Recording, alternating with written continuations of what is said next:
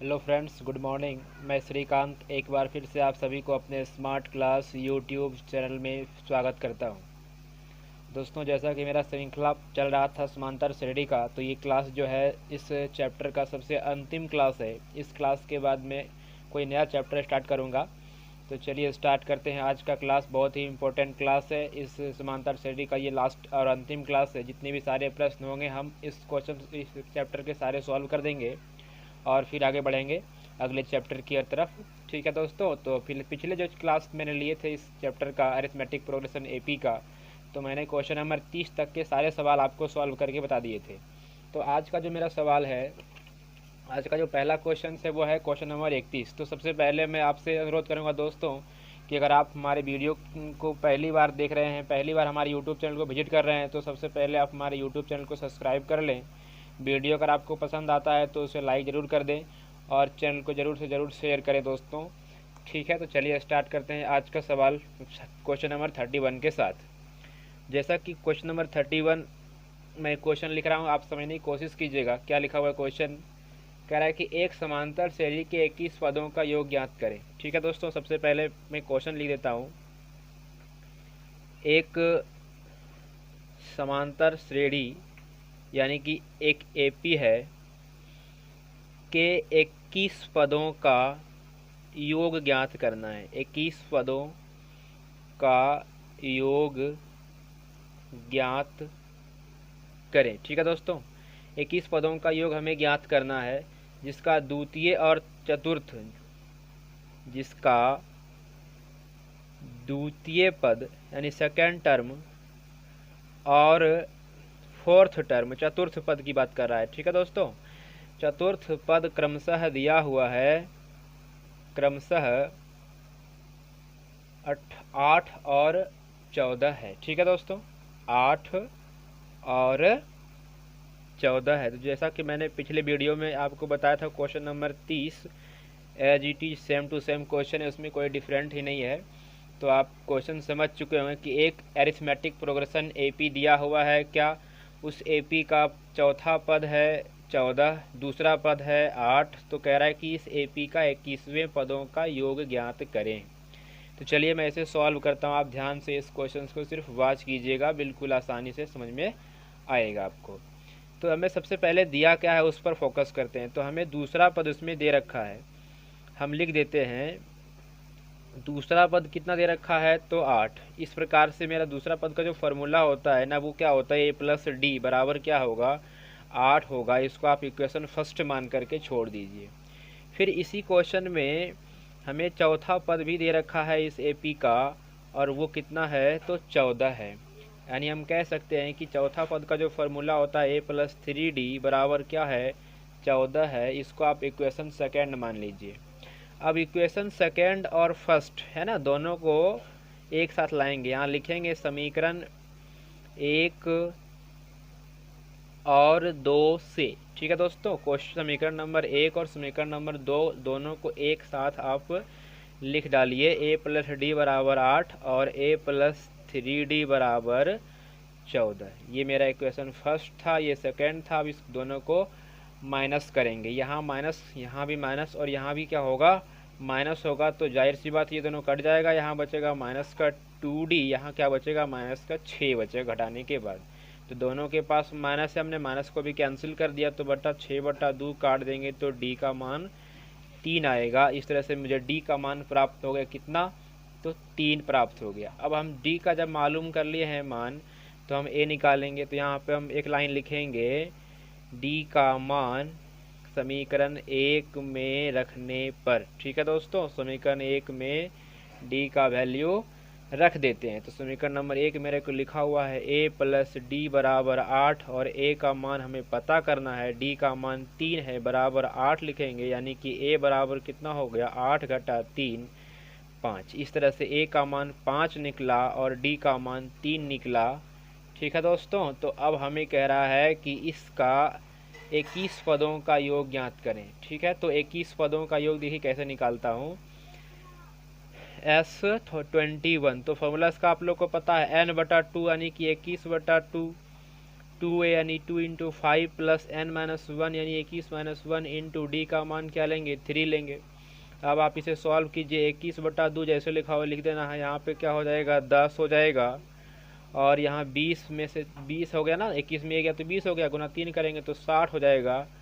तो इस तरह से 60 लिख दिए। तो कुल मिलाकर के 21/2 गुना हो जाएगा 70, दोनों को ऐड करेंगे तो क्या होगा 70 होगा। इसको आप काट सकते हैं कितने बार में 35 बार में। तो 21 को 35 से गुना करेंगे जो आएगा आपका आंसर होगा। तो 35 डबल का डबल होता है, यानी 35 गुना 2 करेंगे तो 700, उसमें 35 और आ जाएगा, यानी कुल मिला के 735 हो गया इस क्वेश्चन का आंसर। ठीक है दोस्तों, तो आशा करता हूँ ये वाली सवाल आपको बिल्कुल समझ में आ चुका होगा। चलिए अगले सवाल की तरफ बढ़ते हैं। मैं इसका जो इस क्या बोलते हैं PDF है वो डाल दूंगा आपके लिंक में, डिस्क्रिप्शन वाले लिंक में। आप जा करके बिल्कुल उसे PDF को देख सकते हैं और क्वेश्चंस को फिर से आप समझ सकते हैं। ठीक है दोस्तों, अगर आपको एक बार में नहीं समझ में आता है तो कोई बात नहीं, वीडियो को आप वॉच करके भी उतार लीजिए और बार बार देखिए, बिल्कुल समझ में आएगा। चलिए आप बात करते हैं अगले सवाल की तरफ। क्वेश्चन नंबर 32 जो कि लिखा हुआ है, एक समांतर श्रेणी है, उसका दूसरा पद 2 और चौथा पद 8 है, 51वें पदों का योग ज्ञात कीजिए। आप इसे खुद से सॉल्व कर सकते हैं और इसे सॉल्व कर लीजिएगा। अब हम चलते हैं क्वेश्चन नेक्स्ट की तरफ, क्वेश्चन नंबर 33। ठीक है, 33 में वही कह रहा है कि दोस्तों एक AP है, उसका 25 पदों का योग ज्ञात कीजिए। दूसरा पद 9 है, चौथा पद 21 है। आप इसे खुद से भी सॉल्व कर सकते हैं, इसमें भी कोई दिक्कत वाली बात नहीं है। अगली क्वेश्चन की बात कर लें तो अगला क्वेश्चन 34 में थोड़ा सा बनाने लायक क्वेश्चन, तो मैं इसे सॉल्व कर देता हूं। आप ध्यानपूर्वक इसको देखिएगा, ये बहुत ही इंपॉर्टेंट क्वेश्चन है, तो आप इसे बिल्कुल आसानी से सिर्फ वॉच करते रहिए वीडियो, बिल्कुल समझ में आएगा आपको। तो 34 नंबर क्वेश्चन में कुल 3 सवाल हैं, तो 3 सवाल में हम कोई 1-2 सवाल सॉल्व करेंगे, आपको बनाने के लिए 1-2 क्वेश्चन छोड़ेंगे। कह रहा है कि यदि किसी AP, ठीक है क्वेश्चन मैं लिख रहा हूँ, आप ध्यान से पहले पढ़िए। यदि किसी AP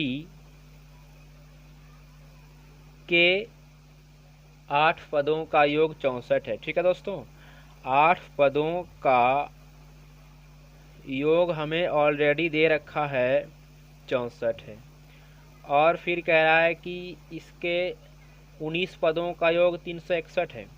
19 पदों का योग कितना दे रखा है 361, ठीक है। यानी 8वां पद का भी सम और 19वां पद का भी सम दे रखा है। 8वां पद नहीं दे रखा, 8वां पद का योग दे रखा है, इस बात को केयरफुली ध्यान रखना है, ठीक है।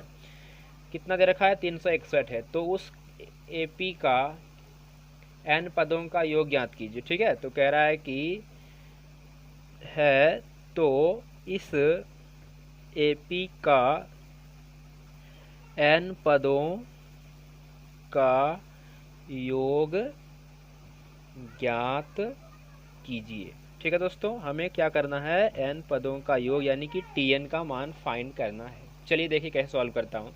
सबसे पहली बात तो हमें जो दिया है वो उसे हम लिख देते हैं। हमें क्या दिया हुआ है, यहाँ आप लिख भी सकते हैं, दिया हुआ है कि 8 पदों का योग, 8 पदों का योग कितना दे रखा है 64, यानी हम कह सकते हैं S8 बराबर 64। अब 8 पदों का योग यानी S8 का फॉर्मूला लगाइएगा, क्या होता है n/2 होता है, मतलब 8/2 2a, तो 2a का 2a छोड़िए क्योंकि आपको ना तो a पता है ना तो d पता है। फिर n होता है ना -1, यानी 8/1 इंटू d का मान d छोड़ दीजिए, बराबर क्या लिखिएगा 64। इसे आप काट सकते हैं 4 बार में, तो 4 कॉमन रहने दीजिए, यहाँ पे क्या बचा 2a प्लस का 7d बराबर 64। इसे 4 से काट सकते हैं 64 को 16 बार में। इस तरह से आपका AP पहला इक्वेशन निकल के आ गया, 2a प्लस 7d बराबर 16, इक्वेशन फर्स्ट। ठीक है दोस्तों, इस तरह से मेरा पहला समीकरण आ गया है। अब जो दूसरा दिया हुआ है, क्या दिया हुआ है, तो कह रहा है कि जो 19वें पद हैं, 19वें पदों का योग है ना, उनका भी सम दे रखा है कितना 361। उसका भी लगाएंगे फॉर्मूला वही वाली 19/2 2a प्लस 19 माइनस 1 गुना d बराबर लिखेंगे 361। तो यहाँ भी बचेगा वही 2a प्लस का 18d बराबर 361। 361 और ये जो 2 है गुना में चला जाएगा और 19 को आप नीचे लाइए, 19 से 19 बार में ये कट रहा है, यानी कि 2a प्लस 18d बराबर 38 हो गया, इक्वेशन सेकेंड हो गया। यहाँ तक तो आपको कोई प्रकार की दिक्कत होनी ही नहीं चाहिए। चलिए आगे बढ़ते हैं। इस तरह से हम अब क्या करेंगे, दो चर वाले रैखिक समीकरण को सॉल्व करेंगे समीकरण 1 और समीकरण 2 के सहायता से। ठीक है दोस्तों, तो अब क्या लिखिए, यहाँ पे एक लाइन लिखिएगा, समीकरण 1 और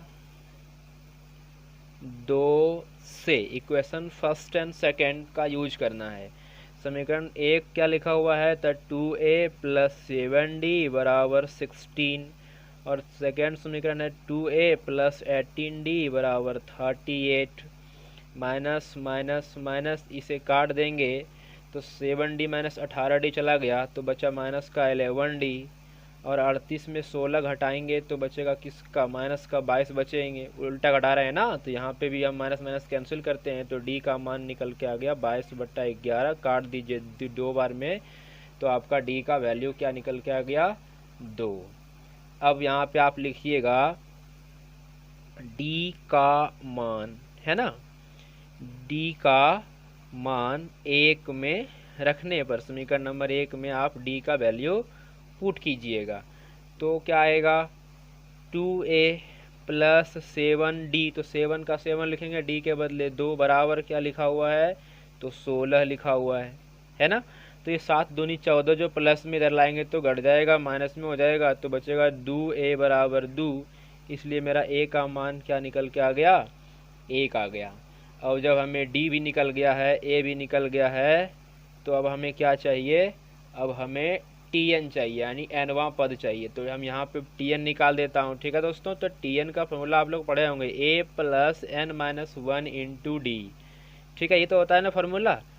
अब a का वैल्यू क्या लिखिएगा, 1 लिखिएगा, n का मान नहीं पता है, d की बात करें तो d 2 लिखिएगा, तो 1 प्लस 2n घटा हो गया 2, तो 2n का 2n छोड़ दीजिए और यहाँ 2 रुपया माइनस में 1 रुपया प्लस में, तो बचा कितना, माइनस का 1 बचा। तो tn का मान निकल के आ गया 2n माइनस 1। तो आशा करता हूँ दोस्तों ये भी सवाल आप बिल्कुल समझ चुके होंगे। इसका PDF मैं आपको डाल दूंगा इस वीडियो के लिंक डिस्क्रिप्शन में। ठीक है, तो आप उसे PDF खोल करके देख लीजिएगा कैसे मैं इस क्वेश्चन को सॉल्व किया हूँ।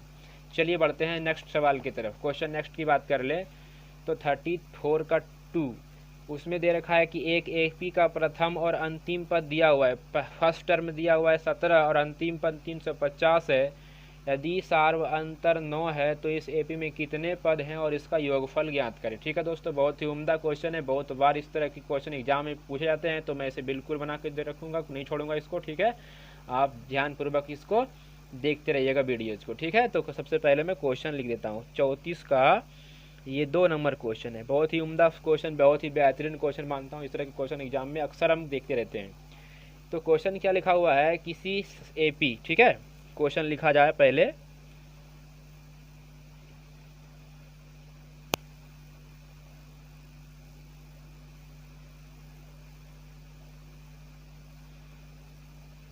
ठीक है, देख रहे होंगे आप कि किसी AP के प्रथम पद एवं अंतिम पद क्रमशः 17 एवं 350 हैं, है ना। फर्स्ट टर्म A का मान दे रखा है कितना, 17, और nवां पद जैसे हम tn कह सकते हैं, अंतिम पद को nवां पद भी कह सकते हैं ना, इसका मान tn का मान दे रखा है 350। यदि इसका सार्वंतर 9 है, कॉमन डिफरेंस यानी d का मान भी दे रखा है। ठीक है, बिल्कुल इजी क्वेश्चन है दोस्तों, आप थोड़ा सा दिमाग लगाइएगा अपना, बस क्वेश्चन सॉल्व होगा। यदि इसका सार्वंतर 9 है, कॉमन डिफरेंस जिसे हम CD भी कहते हैं या फिर D से डिनोट करते हैं, तो सार्वंतर में कितने पद हैं, तो AP में कितने टर्म है, पद हैं, है ना, एवं उनका योगफल क्या है। ठीक है, उसका हमें सम भी निकालना है, योग भी निकालना है। तो आशा करता हूँ ये वाली बात भी आपको समझ में आ गया होगा। चलिए दोस्तों बढ़ते हैं, इस क्वेश्चन को सॉल्व करते हैं, देखते हैं कैसे सॉल्व होगा।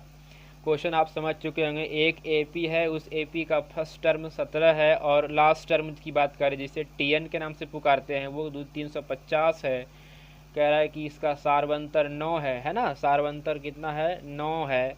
तो एपी में कितने टर्म है यानी एन का मान पूछ रखा है, फिर उसका योगफल यानी एस एन भी पूछ रखा है। तो कुल मिलाकर के कहा जाए तो हमें दिया हुआ है ए का मान 17, टी एन का मान 350, एन का मान फाइंड करना है, एस एन का मान भी फाइंड करना है और डी का मान कितना दे रखा है 9 दे रखा है। तो टी एन के सहायता से सबसे पहले आप क्या कीजिए एन निकाल लीजिए। टी एन का फॉर्मूला आप सबको पता होगा A plus N minus 1 into D. तो टी एन का बदले हम लिखेंगे 350, ए के बदले लिखेंगे 17, एन का मान नहीं पाता, डी के बदले लिखिएगा 9। 17 प्लस में इधर लाएंगे तो माइनस में हो जाएगा, तो घट कर कितना बचेगा तो 333 बचेगा। ठीक है दोस्तों, 333 बराबर लिखेंगे n माइनस 1 इंटू 9। तो ये 9 जो गुना में इधर लाएंगे तो भाग हो जाएगा, तो इसे आप काट भी सकते हैं। 9 तिया 27, 3 बार में घटा कितना हो गया 6 और 6 3 63, 9 7 63 यानी कि 37 बराबर n माइनस 1 हो गया, यानी n का मान क्या निकल के आ गया 38। अब Sn निकालिएगा तो Sn का लगाइएगा फॉर्मूला, क्या होता है n/2 2a plus n minus 1 into D. ठीक है दोस्तों, और एक हमने और फॉर्मूला बताया था, आसान सा फॉर्मूला, क्या बताया था n/2 a प्लस एल, यानी कि a प्लस टी एन भी कह सकते हैं इसको, l को हम टी एन के नाम से भी सूचित करते हैं, इस बात को ध्यान रखिएगा आप। ठीक है, यानी कि आप अगर ये फॉर्मूला लगाइए तब भी आपका आंसर सही आएगा और ये वाला फॉर्मूला लगाइएगा तब भी आपका आंसर बिल्कुल करेक्ट आने वाला है। चलिए n/2 के बदले क्या लिखिएगा, n का मान क्या निकाल के रखे हैं 38/2, a का मान क्या है तो 17 है, tn की बात कर लें तो 350 है। अब आप इसे काट सकते हैं 19 बार में, तो हो गया 19 गुना, इसको जोड़िएगा तो क्या आएगा 367 आएगा। ठीक है दोस्तों, 367। अब आप गुना कर सकते हैं 19 को 9, 19 सती 133 का 3 हाथ में बच गया 13, 19 छक्का 114, तो 114 में 13 जोड़ेंगे 27 का 7 हाथ में बच गया 12 और 19 57, 12 जोड़ेंगे तो हो जाएगा 69। ठीक है, तो 6973 इसका आंसर होना चाहिए। मैं एक बार चेक कर लूँ जरा सा कि मेरा आंसर सही है या नहीं। ठीक है दोस्तों, क्वेश्चन नंबर 34 का 2 बिल्कुल सही जवाब मिला है। इसमें n का मान 38 दे रखा है बिल्कुल, और फिर 6973 ये भी बिल्कुल सही जवाब है। तो आशा करता हूँ दोस्तों ये भी सवाल आप बिल्कुल समझ चुके होंगे। ठीक है, चलिए बढ़ते हैं अगले सवाल की तरफ। बिल्कुल एकदम फोकस रहिए अपने एग्जाम के ऊपर, अपने टारगेट को हमेशा फॉरगेट मत कीजिए, उसे हमेशा ध्यान में रखते रहिए और तैयारी कर रहिएगा। स्मार्ट तरीके से पढ़ना है दोस्तों, ज़्यादा हार्ड वर्क करने की ज़रूरत नहीं है। एग्ज़ाम में पास होने के लिए ज़रूरी नहीं है कि आप हार्ड वर्क कीजिए, ज़रूरी नहीं कि आप 16 घंटा 20 घंटे पढ़िए। आपको दिन भर में जितना इनफ लगे आप अपने दिल से पूछिए, अपने मन से पूछिए कि मुझे कितना पढ़ना है, और जितना इनफ लगे उतना ही पढ़िए। ठीक है, चलिए अगला सवाल की बात कर लें, क्वेश्चन नंबर 30। और दोस्तों एक बात बता दूं, क्वेश्चन नंबर 35, 36 इसके बाद सारे के सारे प्रश्न बिल्कुल एकदम छोड़ने लायक प्रश्न है। सभी के सभी जो है ना वो क्या है ना एक्स्ट्रा क्लास वाली मैथ जो है ना वो एडवांस मैथ वाले में आते हैं। तो इस तरह क्वेश्चन को सॉल्व करने का कोई मतलब ही नहीं है, क्योंकि इस तरह के कभी एग्जाम में पूछा ही नहीं है। और ख़ास करके मैं देख रखा हूँ बिहार बोर्ड का तैयारी में लगभग पिछले 6 साल से मैं करवा रहा हूँ, तो ऐसे क्वेश्चन कभी भी एग्जाम में मैंने नहीं देखा है। तो इस क्वेश्चन को मैं सॉल्व ही नहीं करता हूँ, चलता हूँ सीधे आगे की तरफ। ठीक है, चलिए क्वेश्चन नंबर फिलहाल मैं सॉल्व करके दिखा दूँ आपको 37 क्वेश्चन नंबर क्या है, चलिए लिख दे रखा हूँ, आप उसे ध्यानपूर्वक पढ़िए। क्वेश्चन कह रहा है कि किसी एपी का 12वां पद दे रखा है -13। एक एपी है, एक एपी का 12वां पद कितना है -13 है। ठीक है दोस्तों, एक बात कन्फर्म हो गया। और इसके प्रथम 4 पदों का योग 24 है। इसके प्रथम 4 पदों का योग, ये भी दे रखा है कितना, 24। ठीक है, तो कह रहा है कि इसका 10 पदों का योग ज्ञात कीजिए। इस एपी के, है ना, 10 प्रथम 10 है ना, फर्स्ट 10, इस एपी के प्रथम 10 पदों का योग ज्ञात करें। आशा करता हूँ क्वेश्चन तो ऑलरेडी आप समझ चुके होंगे। क्या क्या दे रखा है इसमें, 12वां पद दे रखा है, 4 पदों का योग दे रखा है और 10 पदों का योग ज्ञात करना है, फाइंड करना है। तो आप यहाँ पे लिख सकते हैं 12वां पद बराबर 13, वो भी किसका, माइनस का। तो 12वां पद का फॉर्मूला क्या होता है, a + 11d बराबर क्या लिखिएगा, -13, इक्वेशन फर्स्ट। उसके बाद कह रहा है 4 पदों का योग 24 है।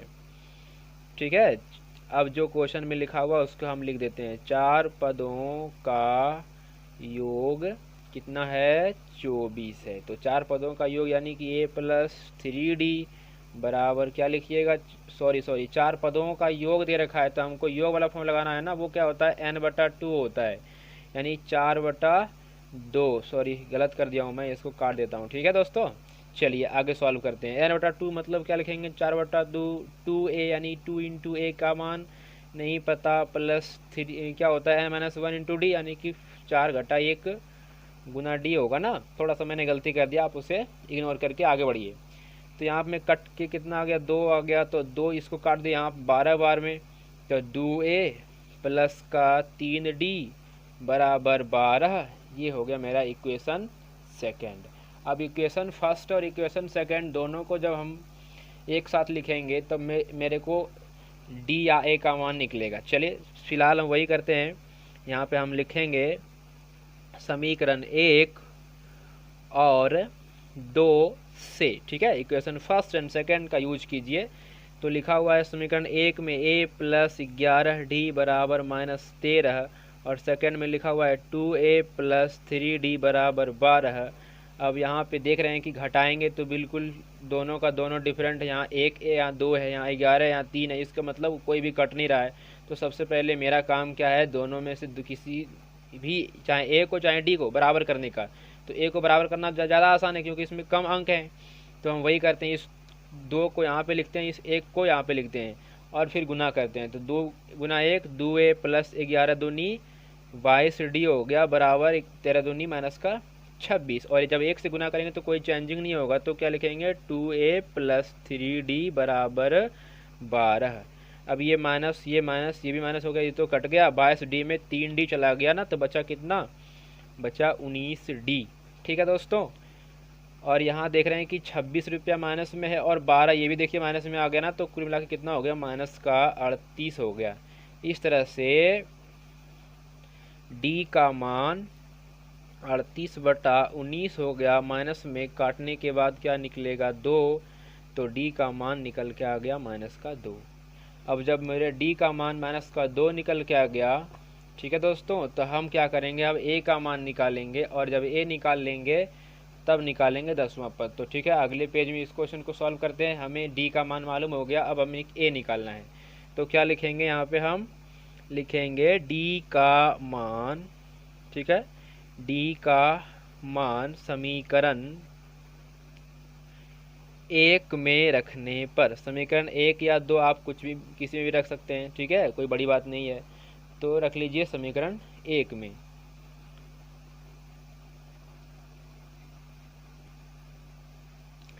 तो समीकरण नंबर 1 लिखता हूँ। समीकरण नंबर 1 क्या लिखा हुआ था, a + 11d बराबर -13। a का मान a छोड़ेंगे, 11 का 11 और d का मान -2 लिखेंगे बराबर -13। तो क्या हो गया, a -22 हो गया ना, बराबर -13, इसलिए a बराबर हो गया -13 + 22, क्योंकि जो 22 माइनस में रखा तो प्लस हो गया ना। तो घटाएंगे तो कितना बचेगा, a का मान 9 बचेगा। ठीक है, तो इस तरह से मेरा a निकल गया 9 और d निकल गया -2। अब कह रहा है कि इसका 10 पदों का योग ज्ञात करो, यानी S10 निकालना है। तो फॉर्मूला क्या होता है, n/2 यानी कि 10/2। 2a यानी कि 2 गुना 9 प्लस n-1 यानी 10 माइनस 1 गुना d होता है, d का मान लेंगे माइनस का 2। अब सॉल्व की इसे काट सकते हैं 5 बार में, तो 5 लिखेंगे यहाँ पे, और यहाँ कितना हो जाएगा 9 दूनी 18, और यहाँ भी देखिए 9 है ना, और यहाँ 2 है, तो 9 दूनी 18, यहाँ भी हो गया 18। तो 18 में 18 घट जाएगा तो क्या बचेगा 0, यानी 5 गुना 0 क्या हो गया 0, यानी इसके 10 पदों का योग जो है ना वो क्या हो गया 0 हो गया। S10 का मान निकालना था, वो क्या निकल के आ गया 0 आ गया। दोस्तों आशा करता हूँ कि ये भी सवाल आप बिल्कुल आसान भाषा में समझ चुके होंगे। अगर नहीं समझें तो आप वीडियो को दूसरा बार भी वॉच कर सकते हैं, ठीक है। इसका भी PDF मैं आपको डाल दूंगा इसके डिस्क्रिप्शन में, ठीक है। चलिए बढ़ते हैं नेक्स्ट सवाल की तरफ।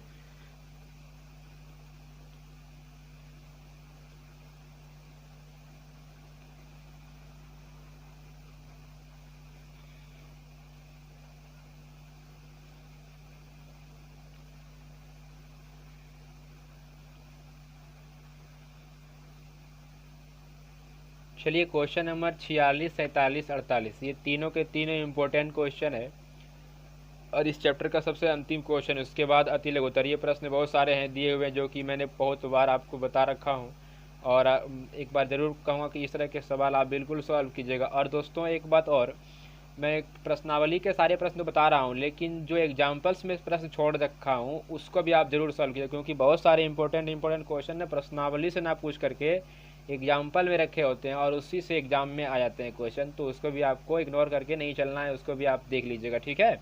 चलिए क्वेश्चन नंबर 46 की बात कर लूँ। बहुत ही अच्छा सवाल आपके, ये क्वेश्चन नंबर 46 है। तो देखिए कैसे सॉल्व करता हूँ क्वेश्चन नंबर 46। बहुत ही अच्छा सवाल, ध्यानपूर्वक पढ़ना है। कह रहा है कि प्रथम वर्ष में एक आदमी की आय, सबसे पहली बात क्वेश्चन को लिख दिया जाए। प्रथम वर्ष में एक आदमी की आय यानी इनकम 3 लाख रुपया, ठीक है। फर्स्ट साल की बात कर लें तो उस आदमी की इनकम कितना है 3 लाख रुपया, और वह अगले 19 वर्षों तक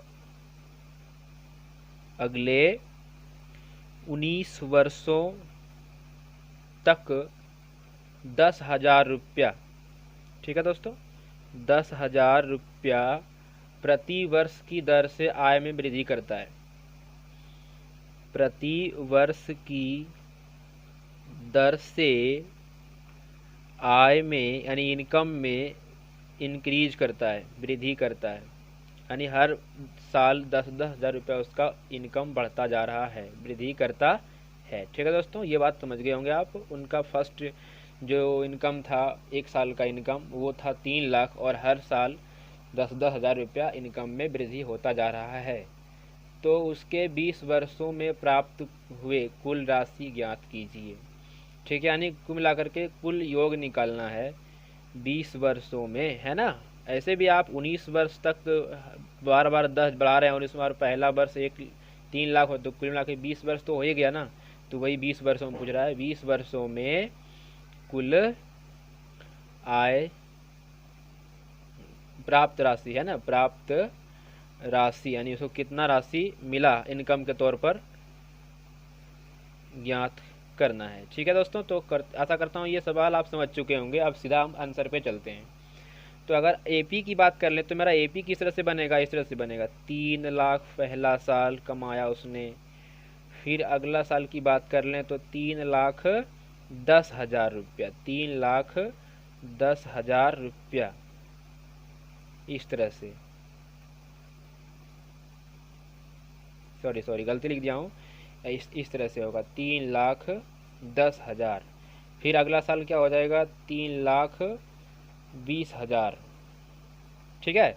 तो इस तरह से AP बढ़ता जा रहा है, और कहाँ तक बढ़ाना है हमको 20 वर्षों तक जाना है, 20 वर्षों तक, यानी n का मान दे रखा है 20। तो आप इसमें कह सकते हैं A बराबर हो गया मेरा कितना 3 लाख, और D का मान बार बार 10,000 रुपया बढ़ता जा रहा है, और n का मान दे रखा है 20। क्या पूछ रखा है SN निकालो, n/2 होता है ना, यानी 20/2, 2a यानी 2 गुना a का मान क्या लेंगे 3 लाख, प्लस n-1 यानी 20-1 गुना d का मान लेंगे 10,000। ठीक है दोस्तों, चलिए अब इसे सॉल्व कर लेते हैं। तो ये कट जाएगा 10 बार में, और यहाँ हो गया 6 लाख, 6 लाख प्लस यहाँ क्या हो जाएगा 19 गुना 1 यानी 19,40। ठीक है, यानी 1,90,000। अब इसे आप ऐड कर दीजिए, 10 गुना इसको ऐड कीजिएगा तो कितना हो जाएगा 7,90,000, और जब गुना कीजिएगा 10 से तो एक जीरो और बढ़ जाएगा, तो इस तरह से हो जाएगा। ये होगा आंसर, इकाई, दहाई, सैकड़ा, हजार, 10,000, लाख, 10 लाख यानी 79 लाख रुपीस, यानी कि 79 लाख रुपया हो गया इसका आंसर। ठीक है दोस्तों, आशा करता हूँ ये वाली बात बिल्कुल आप समझ चुके होंगे। आगे बढ़ें, क्वेश्चन नंबर 47 क्या है क्वेश्चन दोस्तों, देखिए आप लिख रखे हूँ मैं इसका, यहाँ पे क्वेश्चन लिख देता हूँ। 47 की बात कर ले। कह रहा है कि एक आदमी अपने कर्ज की अदायगी 100 रुपया के मासिक किस्त से शुरू करता है। वो कुछ कर्जा लिया होगा, कितना लिया है कन्फर्म पता नहीं है, लेकिन वो उसका अदायगी कर रहा है, यानी वो चुका रहा है। ठीक है, एक आदमी अपने कर्ज की अदायगी, एक आदमी अपने कर्ज की अदायगी, ठीक है, थोड़ा सा क्वेश्चन लंबा है तो आप ध्यानपूर्वक सिर्फ पढ़िए। 100 रुपया की मासिक किस्त से शुरू करता है, यानी वो हर महीने 100 रुपया जमा करके किस्त चुका रहा है। किस्त से शुरू करता है, वो शुरू कर दिया है अपना अदायगी करना, चुकाना। पहला महीना कितना दिया 100 रुपया दिया, वह मासिक किस्त में 5 रुपये वृद्धि कर रहा है ना। वह मासिक किस्त में 5 रुपया की वृद्धि कर रहा है, वृद्धि करता जाता है। ठीक है, वो हर महीने 5 रुपया वृद्धि करता जाता है। तो 30 किस्त में कितना राशि चुका देगा, 30 किस्त में, यानी इस तरह से अगर वो 30 किस्त तक 30 महीने तक जमा किया, कितना राशि चुका देगा, कितना राशि चुका देगा। ये बात कंफर्म हो गया होगा। तो इस तरह के सारे सवाल जो किस्त वगैरह के सवाल होते हैं ना, वो आप एपी के थ्रू बिल्कुल सॉल्व कर सकते हैं। तो पहला महीना उसने कितना रुपया चुकाया 100 रुपया, फिर अगले महीना कितना चुकाया 105, फिर अगले महीने की बात कर ले तो 110, फिर 115, इस वजह से वो हर महीने 5-5 रुपया वृद्धि करता जाता है। कहाँ तक जाएगा वो, तो 30 महीने तक जाएगा, 30 महीने तक जा कर के वो चुकाएगा।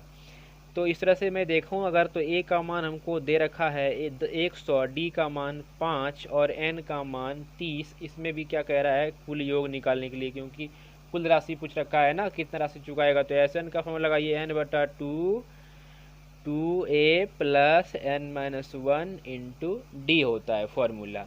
n/2 मतलब क्या लेंगे 30/2, 2a यानी 2 इंटू 100 प्लस n-1 यानी कि 30 - 1 लेंगे, गुना डी की बात करें तो 5। अब इसे काट सकते हैं 15 बार में, तो हो गया 15 गुना, इसको अगर सॉल्व कीजिएगा तो 200 आएगा, और यहाँ हो गया कितना 29 गुना 5। तो 15 गुना 200 प्लस 29 को 5 से 9 बचे 45 का 5 हाथे बच गया 4, 10 और 4 14, 145। तो कुल मिला के कितना हो गया 15 गुना 345। गुना कर लेते हैं, 15 पचे 75 का 5 हाथे बच गया 7, 15 चौका 60 और 7 67 का 7 हाथे बच गया 6, 15 तिया 45 और इसमें 6 को ऐड करेंगे तो 51, यानी कि 5175 रुपया वह 30 किस्तों में चुका देगा। ठीक है दोस्तों, तो ये भी सवाल आप बिल्कुल समझ चुके होंगे। चलिए one last question of this chapter, question number 48 क्या लिखा हुआ है, बहुत जल्दीबाजी में क्वेश्चन सॉल्व कर लेते हैं, बिल्कुल आराम से समझिएगा, बिल्कुल भी इजी क्वेश्चन है। कह रहा है कि एक बहुभुज है, बहुभुज समझते होंगे आप, जिसमें बहुत सारी भुजाएं होती है। ठीक है, पॉलिनोमियल बहुभुज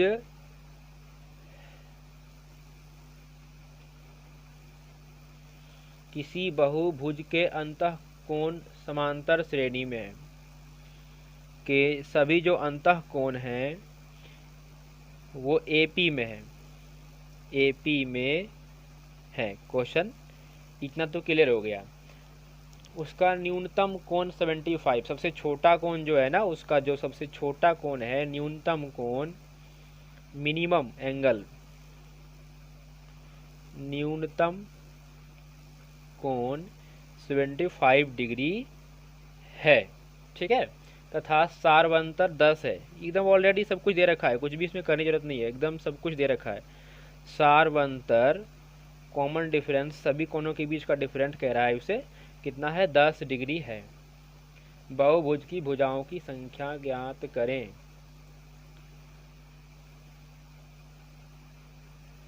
बहुभुज की भुजाओं की संख्या ज्ञात करें। ठीक है दोस्तों, इस क्वेश्चन में कुछ गलत लिखा हुआ है। यहाँ पे इस क्वेश्चन में एक चीज़ और मेंशन होना चाहिए था कि बहुभुज के अंतः कोणों का योग कितना दिया हुआ है। तो मैं इसमें चलिए अलग से खुद से मैं अपने मन से मेंशन करके सॉल्व करता हूँ। हालांकि ये क्वेश्चन में थोड़ा सा मिस्टेक है।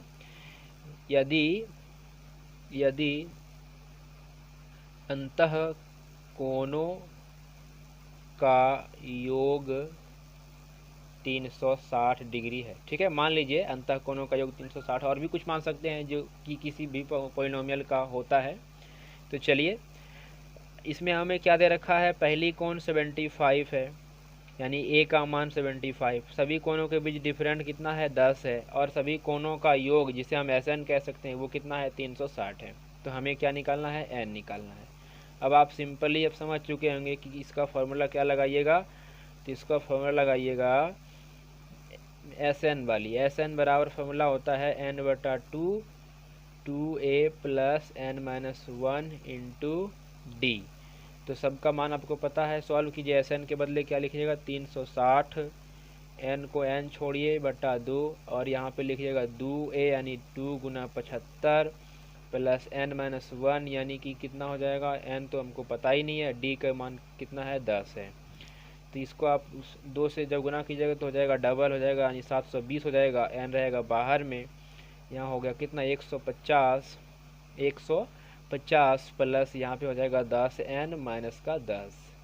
तो 720 बराबर n कॉमन रखिएगा, यहाँ 140 बच गया और 10n, तो हम लिख देते हैं 140 प्लस का 10n। अब जब गुना कीजिएगा तो दोनों गुना हो जाएगा ना, तो 720 बराबर हो जाएगा कितना, 140n प्लस का 10n स्क्वायर। ठीक है, चलिए इस पूरे को उठाकर इधर लाइएगा, तो हो जाएगा 10n स्क्वायर प्लस का 140n माइनस का 720 बराबर 0। तो सभी में 10 है, तो हम ऐसा करते हैं 10 कॉमन ले लेते हैं ना, तो यहाँ बचेगा n स्क्वायर प्लस का 14n माइनस 72 बराबर 0।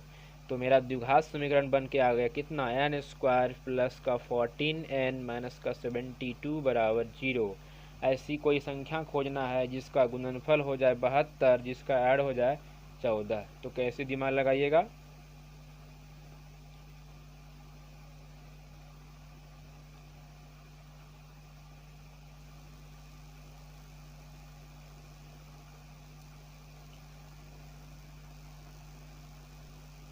तो आप कह सकते हैं इस तरह से कि अगर आप 18 में 4 से गुना कीजिएगा तो क्या होगा, 18 चौका 72 हो जाएगा, और 18 में 4 को माइनस कीजिएगा तो क्या आएगा, 14 आएगा। ठीक है दोस्तों, तो यहाँ पे हम सॉल्व कर लेते हैं। n स्क्वायर प्लस 14n के बदले लिखेंगे क्या, 18 घटा 4, n कॉमन रहने दीजिए, माइनस का 72 बराबर 0। अब ब्रैकेट खोलिएगा तो यहाँ हो जाएगा 18n माइनस का 4n माइनस का 72 बराबर 0। n कॉमन लीजिएगा तो यहाँ हो जाएगा n प्लस 18 माइनस 4 कॉमन लीजिएगा तो फिर से n प्लस 18 बराबर 0। तो n प्लस 18 कॉमन ले लेंगे तो हो जाएगा n माइनस 4 इस तरफ बचेगा बराबर 0। तो अलग अलग दोनों के बदले मान लीजिएगा n प्लस 18 बराबर 0 अलग और n माइनस 4 बराबर 0 अलग। तो n का मान निकल के आ गया इधर माइनस का 18 और यहाँ निकल के आ गया प्लस का 4। तो हमें n का मान पॉजिटिव लेना है, निगेटिव नहीं लेना है ना। तो इस तरह से मेरे को n का मान क्या निकल के आ गया 4, यानी कि वो चतुर्भुज था। ठीक है, हमने 360 लिया इसलिए चतुर्भुज आया। अगर आप 720 लेते, 1080 लेते, 540 लेते तो कुछ और भी आ सकता था। तो आशा करता हूँ कि ये भी सवाल आप बिल्कुल समझ चुके हैं दोस्तों। तो इस तरह से मेरा ये पूरा का पूरा चैप्टर अरिथमेटिक प्रोग्रेशन का यहाँ पे द एंड हो गया है। आशा करता हूँ ये सारी जो भी मैंने क्लास लिए हैं अरिथमेटिक प्रोग्रेशन एपी का आप समझ चुके होंगे, और नहीं समझें तो वीडियो को बार बार देखिएगा दोस्तों। और किसी प्रकार का भी क्वेरी हो, सजेशन हो तो इससे आप हमारे कमेंट बॉक्स में कमेंट कीजिए। मेरा व्हाट्सएप ग्रुप है 6201555127, उस पर भी आप मेरे को मैसेज कर सकते हैं पर्सनली। ठीक है, तो मेरे वीडियो को यहाँ तक देखने के लिए दोस्तों आप सभी को बहुत बहुत धन्यवाद। हमारे चैनल को सब्सक्राइब कर लीजिए, वीडियो पसंद आए तो लाइक ज़रूर कीजिएगा।